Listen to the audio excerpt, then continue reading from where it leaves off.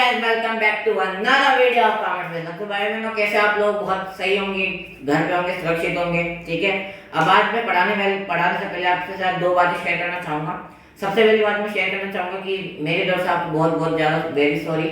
वो क्यों भैया, क्यों आप सॉरी बोल रहे हो? वो इसलिए मैं बोल रहा हूँ क्योंकि मैंने जो आपको स्पेसिफिक फंड में जो पार्ट पढ़ाया था, प्राइस फंड, उसके बाद मैं डायरेक्ट सब्सक्रिप्शन वाली वीडियो पे चला गया था। और मैंने बीच में जो टूर्नामेंट फंड और मैच फंड या फिर बिल्डिंग फंड, ये जितने भी क्वेश्चन है वो बीच में मैंने छोड़ दिए। मुझे लगा कि ये सिर्फ प्राइस फंड से काम हो जाएगा, लेकिन जब मैंने कल डीबी में जाके देखा तो प्राइस फंड से ज़्यादा इंपॉर्टेंट आपके टूर्नामेंट फंड और मैच एक्सपेंसेस वाले होते हैं। तो उसी गलती को मैं सुधारने के लिए आपकी ये वीडियो लेके आया हूँ। और दूसरी बात, आप कृष्ण जन्माष्टमी है तो आप बहनों भाइयों को मेरी तरफ से बहुत बहुत हार्दिक शुभकामनाएं कृष्ण जन्माष्टमी की। और मैं उम्मीद करूंगा कि आपकी लाइफ भी ऐसी कृष्ण जी की तरह एकदम खुशी हो और उसमें हैप्पीनेस भर भर के हो। ठीक है, तो बातें बहुत हो गई, अब चले एक क्वेश्चन करते हैं। ये क्वेश्चन मैंने आपकी डीके बॉय बुक से लिया है। ठीक है, पेज नंबर मैं आपको बता दूंगा, डिस्क्रिप्शन में डाल दूंगा। Page number 1.73, question number 6। Fourth मैंने आपको करवा दिया था। फिफ्थ क्वेश्चन बहुत ज्यादा है कि अगर सिक्स्थ हो जाएगा तो फिफ्थ इजीली हो जाएगा आपसे। ठीक है, सिक्स्थ क्वेश्चन में क्या है? How the following item for the year 31 March 2018 will be presented in a financial statement of Esco club. Esco club वाला ये क्वेश्चन है। क्या लिखा हुआ है? Tournament fund 1,50,000, tournament fund investment 1,50,000, income from tournament fund investment 18,000 and tournament expenses 12,000। अब additional information पढ़ना।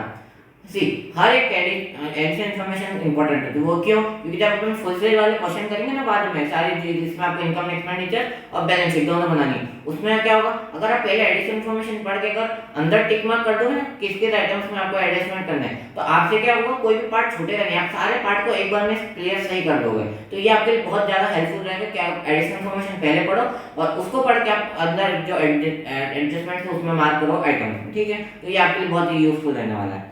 अब एडिशनल इन्फॉर्मेशन यहाँ के लिए interest accrued down tournament fund investment 6,000। ठीक है, ये आपका क्वेश्चन दिया हुआ है। अब क्वेश्चन स्टार्ट करने से पहले मैं आपको एक और बात बताना चाहता हूँ कि यहाँ पर देखो, टूर्नामेंट फंड इन्वेस्टमेंट क्रेडिट में दिया होता, डेबिट में दिया होता इन्वेस्टमेंट, फिर टूर्नामेंट फंड क्रेडिट में दिया था 1,50,000। तो डेबिट और क्रेडिट क्यों दिया है? अपन को तो डेबिट क्रेडिट तो कोई पता ही नहीं कि क्यों लिखा, कहीं तो अपन ने पढ़ा ही नहीं। तो ये कुछ नहीं है यार, प्लीज इसके लिए आप कुछ वरी मत होना, ये बहुत ईजी है। इन्हें सिर्फ कंफ्यूज करने की कोशिश की। कैसे कंफ्यूज करें? तो अपन को पता है कोई भी फंड होता है, ठीक है, या फिर कोई भी इनकम होती है, तो उसका कैसा बैलेंस होता है? क्रेडिट बैलेंस होता है, या फिर कोई भी एक्सपेंसेस होते हैं, या फिर एसेट्स होते हैं, उनका कैसे बैलेंस होता है? डेबिट बैलेंस होता है। वही इन्होंने क्या है, जो फंड है वो क्रेडिट में दिया हुआ है, जो एक्सपेंस है उसको डेबिट में दिया हुआ है, जो एसेट्स है उसको भी डेबिट में दिया हुआ है। तो इन्होंने सिर्फ कंफ्यूज करने के लिए दिया। ठीक है, तो कंफ्यूज मत होना, सिर्फ एग्जाम में आपको घुमाने की कोशिश करेगा। लेकिन अपन तो इंटेलिजेंट बच्चे हैं ना, अपन तो इंटेलिजेंट ऑफ मोस्ट इंटेलिजेंट है, तो अपन कर देंगे। ठीक है, अब अपन ये क्वेश्चन करते हैं। सबसे पहले दिया हुआ इन्होंने, मैं इसको यहाँ रख देता हूँ ताकि इजी होगा। टूर्नामेंट फंड मैं छोटी आइटम में लिखूंगा। ठीक है, टूर्नामेंट फंड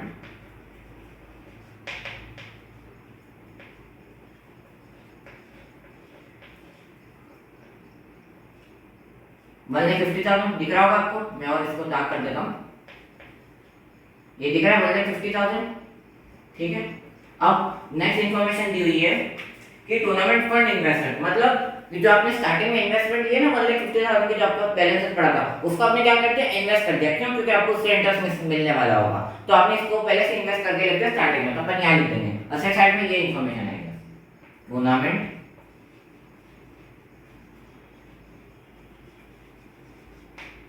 फंड इन्वेस्टमेंट। ठीक है, जो 1,50,000 यहाँ पे था वही 1,50,000 इधर आ जाएगा, क्योंकि वही अपन ने इन्वेस्ट कर दिया। ठीक है, ये 4 जीरोस है, दिख रहे होंगे। ठीक है, अब नेक्स्ट इंफॉर्मेशन पढ़ते हैं, income from tournament fund investment. अब देखो क्या हुआ, जो इन्वेस्टमेंट अपन ने करा ना 1,50,000 का, उससे अपन को इंटरेस्ट कितना मिला? 18,000। तो वो कहाँ लिखेंगे? इनकम में, यहाँ पे लिखेंगे। ठीक है, ठीक है, ऐड, मेरे पास ज्यादा जगह नहीं है इसलिए मैं आईएनटी करके इसको पॉइंट लगा के शॉर्ट फॉर्म में ले रहा हूँ। कितना मिला? 18,000 सर। ठीक है, ठीक है, अब मैं इसको प्लस नहीं करूंगा। क्यों नहीं करूंगा? क्योंकि इसके बाद एक और इंफॉर्मेशन जो इसके साथ में आएगी, क्या? Additional information. देखो क्या लिखा हुआ है, interest accrued tournament fund investment 6,000। अब यहाँ पर क्या एडजस्टमेंट है, यहाँ पे मेरे को कुछ समझाना है। अब मैंने दिया हुआ है कि इंटरेस्ट एक्रूड है। एक्रूड का मतलब मैंने आपको क्या बताया था, इंटरेस्ट ड्यू तो हुआ है, आपको मिलना तो है, बट अभी तक आपको एक्चुअल कैश में रिसीव नहीं हुआ है, ठीक है, समझ में आ रहा है? मतलब क्या कि इंटरेस्ट आपको के लिए आएगा तो सही, आपकी ये राइट है कि आपको इंटरेस्ट मिलेगा, ये आपको इंटरेस्ट मिलना ही मिलना है, बट अभी तक आपको कैश में रिसीव नहीं हुआ, not actual receive in cash, ठीक है। तो इन्होंने दिया हुआ 6000। अब सवाल ये आता है कि क्या अपन इसको लिखेंगे, क्योंकि ये तो नॉन कैश है। तो मैं आपको पहले ही बता दूं, अपन 11th क्लास में पढ़ा था क्या कि बैलेंस शीट जो होती है वो एक्चुअल बेसिस पे बनती है, मतलब सारे इनकम्स, सारे एक्सपेंसेस, जितने भी लायबिलिटीज असेट्स जितने भी होंगे, अब वो भले कैश एक्सपेंसेस हो, नॉन कैश एक्सपेंसेस हो, कैश इनकम से नॉन कैश एक्सपेंस हो, जितने भी नॉन कैश और नॉन कैश वाले जितने भी आइटम्स आते हैं सब लिखे जाते हैं कहाँ पर, बैलेंस शीट में, ठीक है। तो ये बैलेंस शीट एक बार याद रखना कि बैलेंस शीट जो बनेगी वो आपका एक्चुअल बेसिस पे बनेगी, ठीक है। और एक और बात यहाँ पर, बैलेंस शीट को अपन क्या कहते हैं, अपन बैलेंस शीट को कहते हैं, पर ये क्या दिखाती है, क्या ऑब्जेक्टिव होता है इसका बैलेंस शीट बनाने का, बोलो फटाफट बोलो। हाँ, क्या ऑब्जेक्टिव होता है, financial position of the business बताना, ठीक है। इनकम एक्सपेंडिचर के क्या होता है उस समय कि आपको बताना कि एक्सपेंडिचर ज्यादा है मतलब डेफिसिट है, या फिर इनकम ज्यादा है फिर सरप्लस है, वहां पे वो अलग बात आ गई। बट यहाँ पर क्या बात है, बस इसका मतलब ऑब्जेक्टिव यही होता है अपना बनाने का कि अपन को पता चल सके कि फाइनेंशियल पोजीशन कैसी बिजनेस की। तो जब अपन अगर एक्रूड इनकम, ठीक है, डेप्रिसिएशन, आउटस्टैंडिंग, ऑन, अगर इनका एडजस्टमेंट करेंगे ही नहीं तो अपन को एक्चुअल फाइनेंशियल पोजीशन कैसे पता चलेगी, समझ आ रहा है? अगर अपन इसके एडजस्टमेंट नहीं करेंगे, अपन लिखेंगे ही नहीं कि डेप्रिसिएशन कितना हुआ, या अगर डेप्रिसिएशन मिस कर दे तो क्या हो गया, असेट की वैल्यू कम होगी नहीं, और असेट की वैल्यू नहीं होगी तो और बढ़ जाएगी वो तो, ठीक है। तो उससे अपने बैलेंस शीट की टोटल में इफेक्ट आ सकता है, आएगा आएगा, ठीक है। तो ये सारे एडजस्टमेंट यहाँ पे करने जरूरी होते हैं। तो यहाँ पे ये क्यों लिखेंगे 6000, दो रीजन। सबसे पहला फाइनेंशियल पोजीशन बताया था बिजनेस का, इसका मतलब ये है कि यहाँ पे आपको सारी चीजें रिकॉर्ड करनी है, क्योंकि ये एक्चुअल फाइनेंशियल पोजीशन तभी बताएगा जब आप सारे एक्सपेंसेस, नॉन कैश एक्सपेंसेस सब यहाँ पे रिकॉर्ड करोगे, ठीक है। और सेकंड ये यहाँ पर क्यों आएगा, क्योंकि एक्चुअल बेसिस पे बनता है, सारे cash items, non cash items सब यहाँ पे रिकॉर्ड होते हैं, ठीक है। समझ में आ गया, ठीक है। नहीं आया तो प्लीज कमेंट सेक्शन में पूछा, मैं आपको इमीडिएटली रिप्लाई दूंगा, ठीक है। अब अपन लिखते हैं ऐड, शॉर्ट फॉर्म में लिख रहा हूं मैं एसीसी, ठीक है। कितना हुआ सब 6000 हुआ 6000। अब इसको अपन कर देंगे प्लस, ये कितना हुआ 8 and 5 13, 13 and 6 19, 3 0 यहाँ पे पीछे पहले से ही रहे, ठीक है। 1 इधर आया, 1 and 1 3, ठीक है। ये हो गया, ठीक है सब हो गया। ये कितना हुआ 0, सॉरी ये 1 इधर आएगा कैरी, 5 and 1 6 एंड ये 7 हो जाएगा, और ये होगा 3। एक बार मिस्टेक हो गई, आई एम सॉरी, क्या मेरे पास जगह कम है इसलिए मेरी थोड़ी मिस्टेक हो जाती है, बट आपको पूरा फेयर में करना है क्योंकि आपको आपके पास जगह बहुत है, ठीक है। 3 0 अपन पहले लगा देंगे यहाँ पर, ठीक है।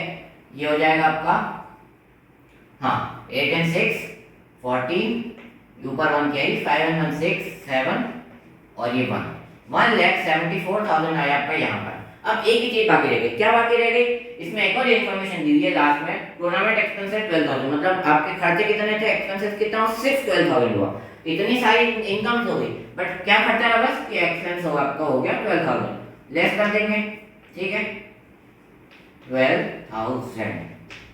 तो ये कितना हो गया आफ्टर कॉलम में 1,62,000। आगे 62 क्या किया, 1,50,000 आपके पास पहले से फंड पड़ा था, उसमें इंटरेस्ट आपको मिला था 18,000, बट उसमें 6,000 और अक्रूड था, तो अपन ने वो भी यहाँ पे लिख दिया। और क्यों लिखा मैंने आपको बता दिया, ठीक है। ये टोटल हो गई 1,74,000, उसमें से लेस किया टूर्नामेंट एक्सपेंसेस 12,000, क्योंकि एक्सपेंसेस 12,000 थे, वो अपन ने आउट माइनस किया, आउटर कॉलम में लिख दिया 1,62,000। और यहाँ पर हाँ एक और इन्फॉर्मेशन यहाँ पर आएगी, वो क्या, क्योंकि बच्चे गलती करते हैं, यहाँ तो लिख देते हैं बट यहाँ नहीं लिखते, क्या आएगी, एक्रूड इंटरेस्ट ऑन इन्वेस्टमेंट, ठीक है। कितना होगा 6,000। ये हो गया एक्रूड इंटरेस्ट ऑन इन्वेस्टमेंट 6,000। तो एडिशनल इन्फॉर्मेशन, कोई भी अगर एडिशनल इन्फॉर्मेशन आए तो ये बात ध्यान रखना कि उसकी हमेशा डबल पोस्टिंग होगी। अब वो कैसे भी हो सकती है, अब जैसे डेप्रिसिएशन का आएगा, डेप्रिसिएशन एक तो आपका आ जाएगा इनकम एक्सपेंडिचर एक्सपेंस साइड में, और दूसरा यहाँ पे असेंट में से माइनस हो जाएगा। हुई कि नहीं हुई दो बार डायरेक्ट पोस्टिंग हुई? तो जितने भी एडिशनल इन्फॉर्मेशन आएंगे उसकी दो बार पोस्टिंग होगी according to the given question. जैसा क्वेश्चन में है वैसे आपको दो पोस्टिंग करनी है, ठीक है। तो यहाँ पर ने क्वेश्चन कर दिया कंप्लीट। एक्रूड इन्वेस्टमेंट आ गया 6000, इसको अपन ने यहाँ पे भी लिखा, यहाँ ऐड करा, यहाँ लेस कर, यहाँ पे एसेट साइड मिल दिया क्योंकि आपका एसेट का मिलना बाकी था। तो ये हो गया क्वेश्चन नंबर 6 आपके लिए कंप्लीट। अगले वीडियो में अपन लेके आएंगे क्वेश्चन नंबर 7। तब तक के लिए tata, bye bye and study well and enjoy life.